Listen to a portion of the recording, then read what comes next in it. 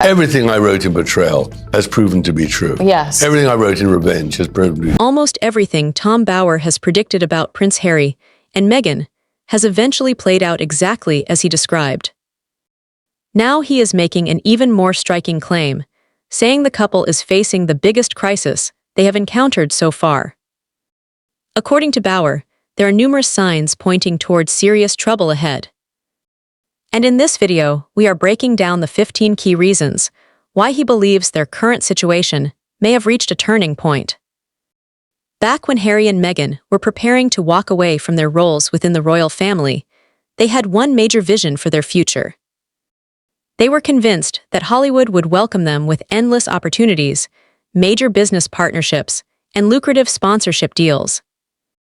In their minds, leaving royal life behind was not a financial risk, because they believed the entertainment industry would provide everything necessary to support the high-profile lifestyle they wanted to continue. When they first got to the United States from Canada in 2020, they needed money, they wanted fame, they wanted to be able to tell their story in their terms. That belief gave Harry and Meghan the confidence to move forward with their decision to leave royal life, convinced that their future outside the monarchy would be financially secure. However, the outcome was far different from what they had imagined. The high-profile partnerships they expected to carry them into their next chapter gradually began to unravel. Their agreement with Netflix eventually came to an end after the partnership failed to deliver the level of success many had anticipated. Once that opportunity faded, they shifted their attention to Spotify, hoping it would become the platform that strengthened their media ambitions. Instead, after releasing only one season consisting of 12 episodes, that partnership also came to an end. To make matters even worse, the situation sparked public criticism, with some high-profile figures even referring to the couple as grifters, a label that quickly became one of the most talked-about moments surrounding the collapse of the deal. Right. The Netflix series is over.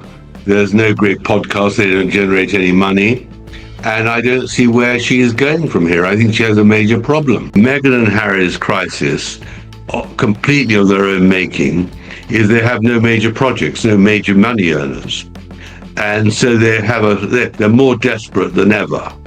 And I think that they don't know what to do other than to try and come back to Britain and rebuild themselves as some sort of members of the royal family. Tom Bower believes Harry and Meghan have reached a point where Hollywood is no longer willing to invest in them, arguing that the industry has grown frustrated by what he sees as a shortage of truly original creative ability, combined with an inflated view of their own importance. He also points to a series of financial pressures that appear to be building at the same time. Prince Harry recently lost a legal battle involving the publishers of the Daily Mail, a result that has reportedly left him responsible for substantial legal expenses. As if that were not enough, the next Invictus Games are now only about a year away, yet reports suggest the event is facing financial strain, with sponsors stepping away and funding falling short of what is needed to cover the full cost. Adding even more pressure to the situation, Harry and Meghan are also said to be spending millions of dollars each year to maintain their Montecito estate, while covering ongoing security costs and the rest of their expensive day-to-day lifestyle. They are so broke. Financially, the couple are a laughingstock in Montecito. A really good example of how financially challenged they are. It's almost unheard of to buy a house in Montecito and just move into it, right? You buy a house and you do like a $7 million remodeling job, right? To make it all up to date. You don't take the sort of, we've seen the insides of the house. Yeah. It's hideous. It's absolutely hideous. According to Tom Bower, the money coming in today is no longer enough to keep up with the kind of lifestyle Harry and Meghan have been living. He argues that many of the major business opportunities they once counted on have disappeared, leaving them to rely mainly on occasional speaking engagements and a limited number of endorsement deals instead of the large-scale contracts they previously enjoyed. In Bower's view, that growing financial strain is becoming increasingly difficult to ignore.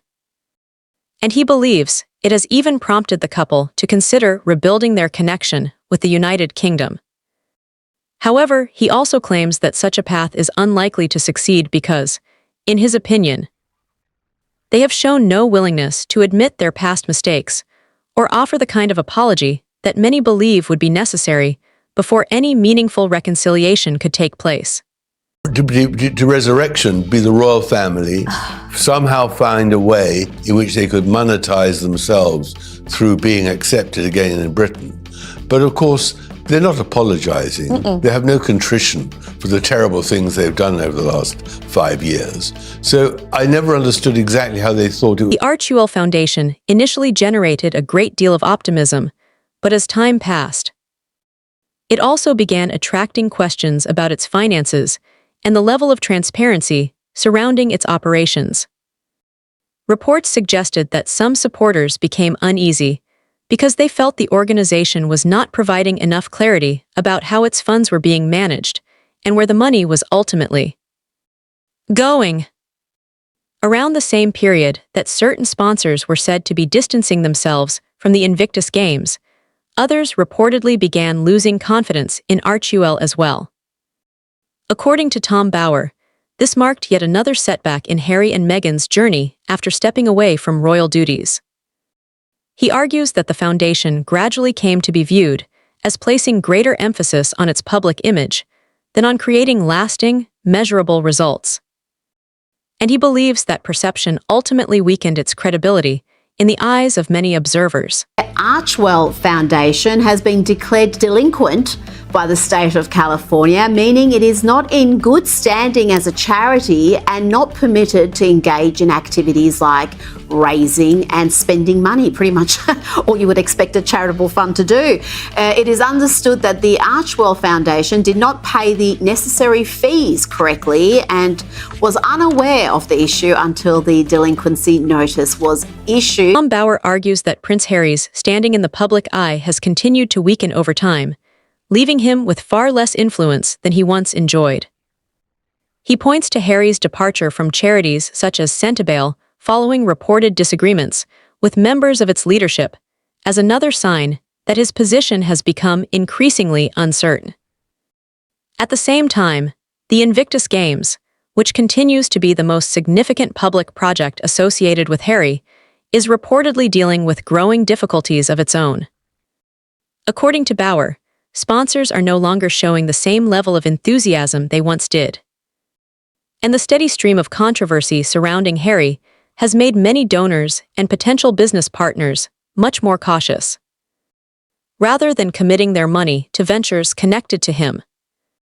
He believes an increasing number of organizations and investors are deciding to direct their support toward other people and projects instead.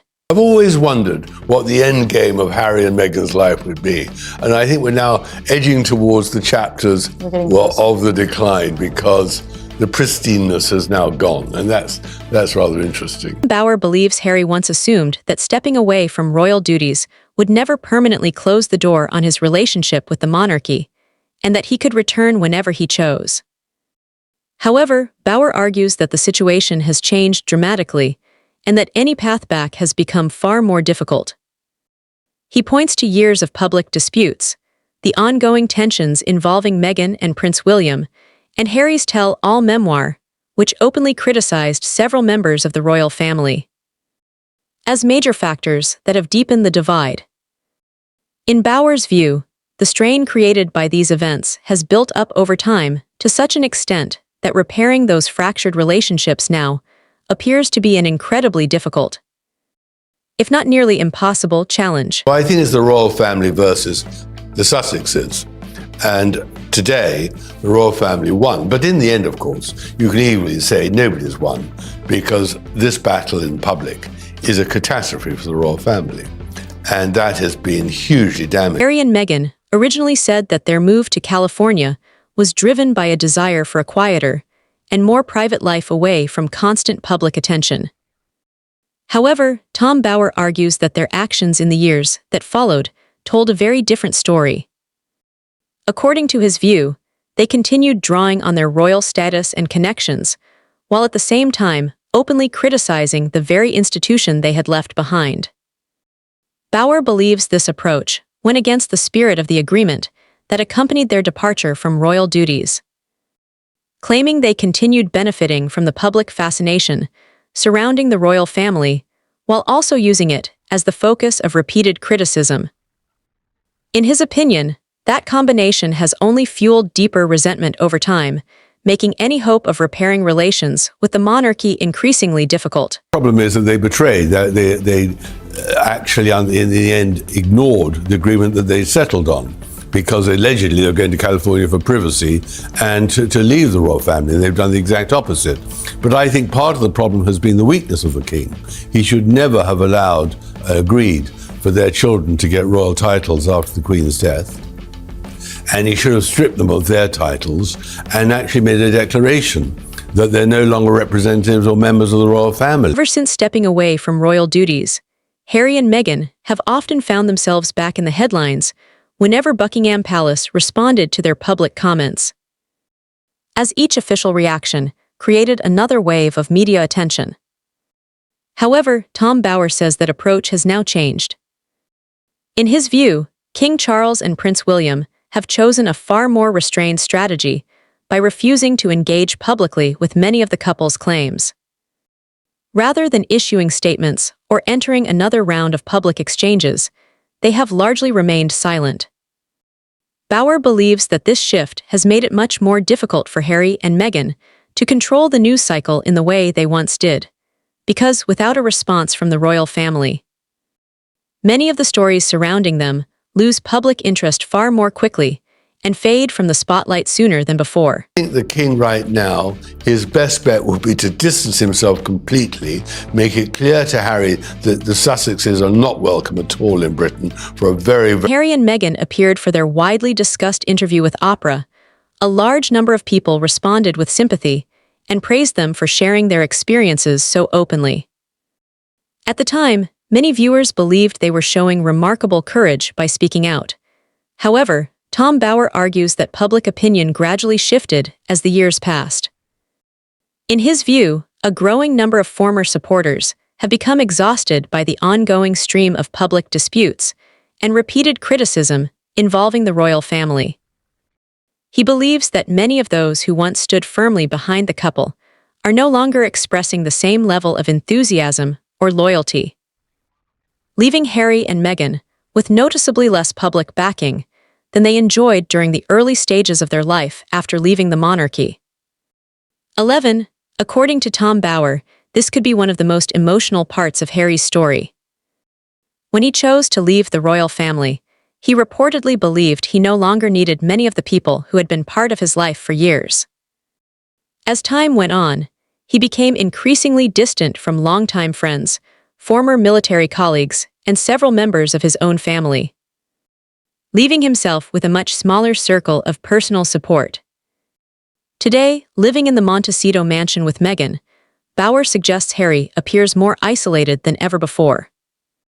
Adding to that picture, there have been reports claiming he misses the life he once had, along with the close relationships he shared with his family, making his current circumstances seem even more challenging and emotionally complicated. My feeling is that the king might be slightly sympathetic, but it'll be stopped by William and Camilla. The one thing they don't want is Harry and Meghan parading together in Britain. Tom Bauer argues that nearly every major announcement Harry and Meghan make these days is quickly followed by another wave of controversy, making it increasingly difficult for their intended message to remain the main focus.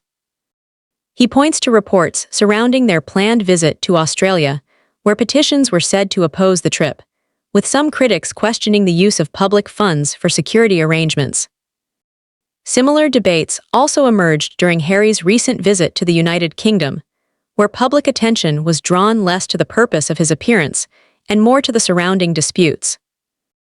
According to Bauer, this pattern has become a recurring problem, with controversy repeatedly dominating the headlines and overshadowing the charitable work and initiatives the couple hope to highlight. He believes that this constant cycle has made it much harder for them to shape the public conversation in the way they intended. The town full of celebrities. Here, he was somebody, and there is just another celebrity. In my view, he's the loser, big time. Well, I read in the paper this morning, before he went, he was the most popular member of the royal family. And now he's right down, almost at the bottom of the list. Bauer believes one of the biggest realities Harry and Meghan have had to face is that the monarchy has continued to move forward without them.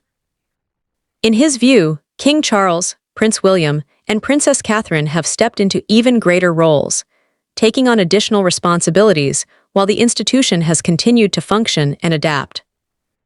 Bauer argues that this has changed the public perception of the couple in a significant way.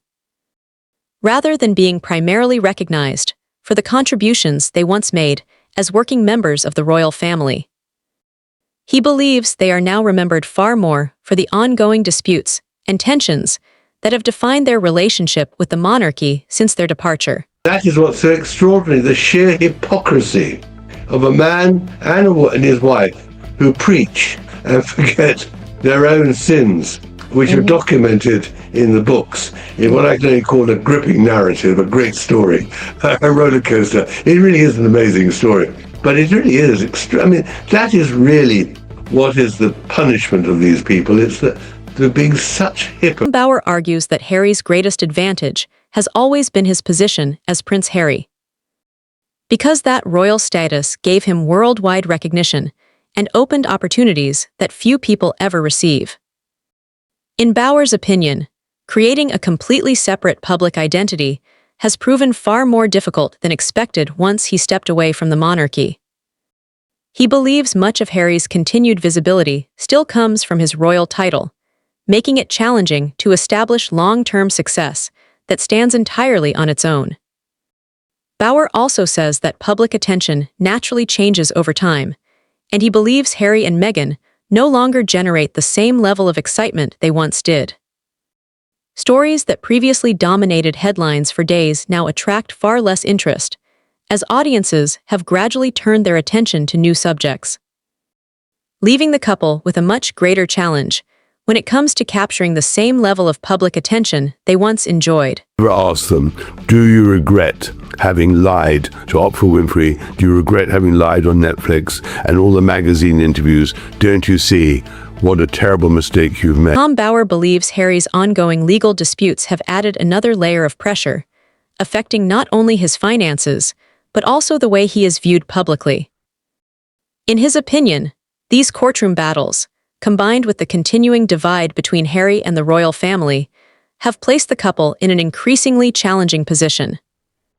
Bauer argues that Harry's recent legal setback, involving the publishers of the Daily Mail, has only intensified those difficulties, with reports suggesting the outcome could leave him responsible for substantial legal costs. At the same time, he believes there are signs that some individuals who were once considered close allies have begun to distance themselves, adding even more uncertainty to an already difficult period for Harry and Meghan. Like a child, in fact almost like a baby, and William is not a baby or a child. He's grown up and he's responsible because he's heir to the throne. So we now want someone who is sensible, and Harry is absolutely ludicrous, sticking out his tongue, playing with somebody who is very fat and pushes her back and forth as he Tom Bauer argues that a growing number of people, both within Hollywood and among the wider public, have become weary of hearing the same grievances repeated since the Oprah interview, the release of Spare, and the series of media disputes that followed. In his view, the approach of continually presenting themselves as victims no longer generates the sympathy or public support it once did. He believes many companies are now far more hesitant to enter into partnerships with Harry and Meghan because they see the couple as being surrounded by ongoing controversy.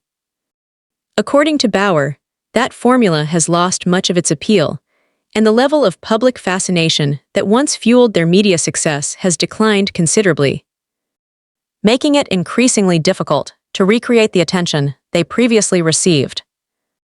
17. Those are the 15 reasons Tom Bower believes Harry and Meghan have reached a critical turning point, and why he argues their future is becoming increasingly uncertain. From fading business opportunities and growing financial pressures to strained family relationships and shifting public opinion, Bower believes all of these factors have combined to create a situation unlike anything the couple has faced before. Now we want to hear from you. Which of these reasons caught your attention the most, and do you agree with Bower's assessment or see the situation differently? Share your thoughts in the comments below.